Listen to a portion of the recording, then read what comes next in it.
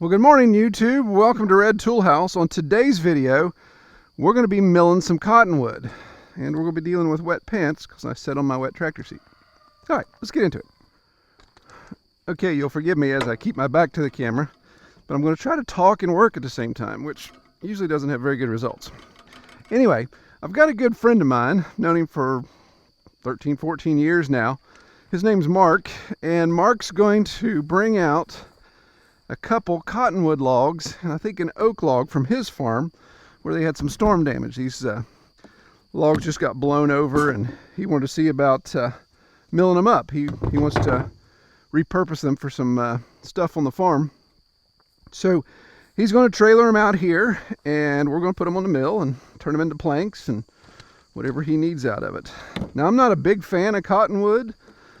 It's a tree that's in the poplar family, which I am a big fan of poplar, but I really haven't messed with cottonwood much. It's just what I know about it is it isn't a very good wood. It's not a very solid wood or stable wood when it comes to planks or woodworking or anything like that. Now, I guess if you're using it for smaller woodworking projects, you can do that.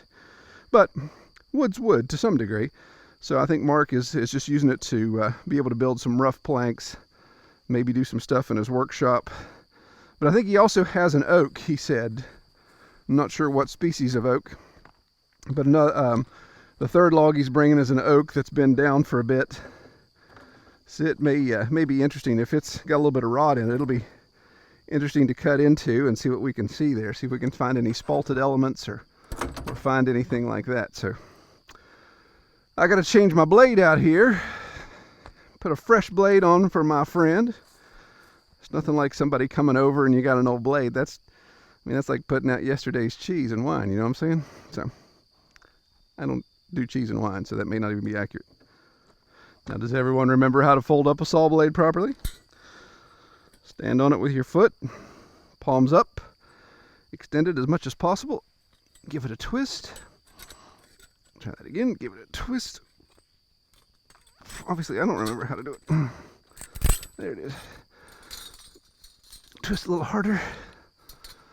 Try not to bend the teeth on the rocks. That thing still feels sharp.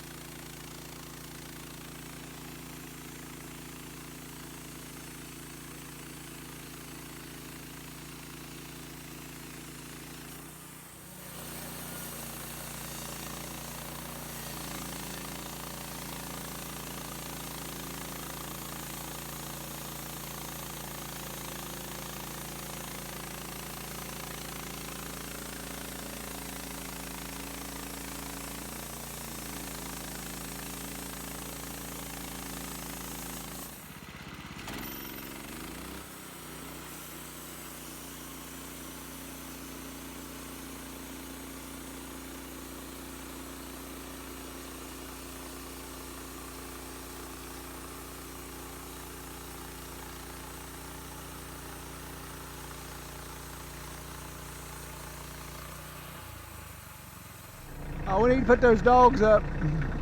We need to put those log rests up. Go ahead, let go of it. I got it.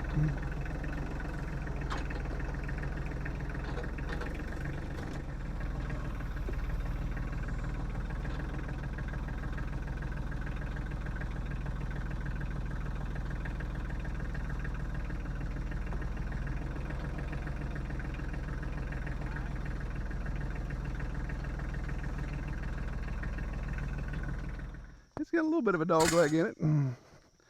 You'll still be able to get some good stuff out of it though. So, do I need to dog it a little bit? Yeah, just so it doesn't roll.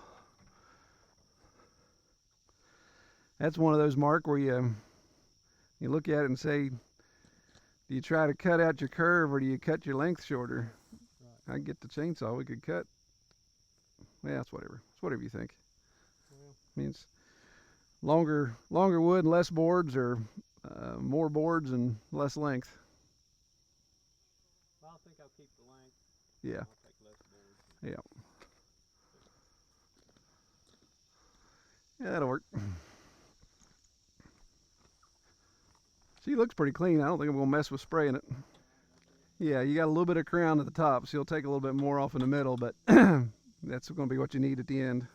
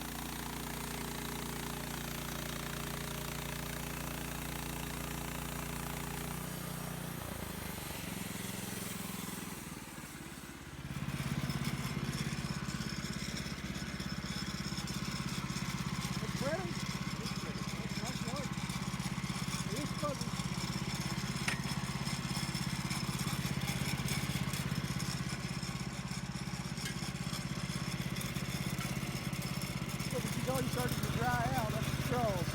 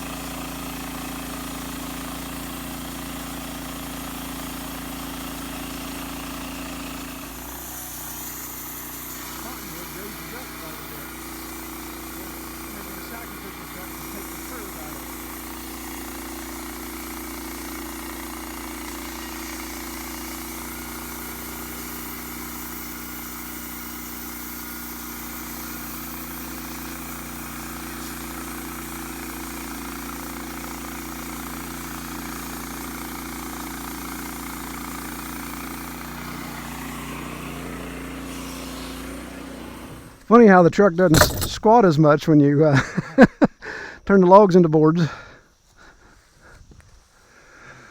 All right. So what did we get? Got some 2x. You said you're gonna use a red oak to make some workbenches. Desktop probably. Cool. And you know, anything else, maybe some shelving and stuff. Yeah. Whatnot. Well, everybody watching, this is my friend Mark, and Mark will never admit it, but he makes MacGyver look like a punk. Mark can fix anything, can build anything, can repair anything, can tear up anything too. Can't you? You've covered the gamut. So, is your do-all still on the internet somewhere? Yeah, it's just YouTube or anywhere. Gunderson do-all machine. Yeah. All right. So I'm going to post a link below in this video description, but check that link out, or just Google Gunderson do-all machine. And how would you describe the do-all machine? What's it do? Oh, it does all. It's a collaboration of antique parts made over the last 150 years, all put together with one engine running everything. Yeah, so it's got a hit and miss. Is that what's running it? Yeah. So he's got a hit and miss running this contraption on a trailer, and it does everything, and actually does everything and nothing at the same time. It makes bubbles, and smashes coins, and, yeah, and just whatnots, little things. Yeah, it looks like a kind of like a Rube Goldberg machine on steroids. It's really, really cool. So check that out. Mark built all that from scratch. He has a knack for scrounging and being able to find treasure in other people's discarded areas. Your wife appreciates that, doesn't she? Yeah. Sounds like my wife. I don't like the junk. No, it's not junk if you can find a use for it. Cool. So the do-all machine it's got an engine off a Bomber, right? It has a V25 Bomber engine on it. Yeah. Wank. A Wank, yeah. All-Star X7, all kinds of weed eater cutaways, Yeah. V8 cutaways, very skilled. It's got square gears from a printing press, right? Yeah, I sold the idea from a printer press. You made them. I It is sold gracious. the idea from it. I couldn't find square gears. So you just made them. You can't find them, you just make them. I'm working on ovals and other triangular, other shapes. Wow. I get a little time.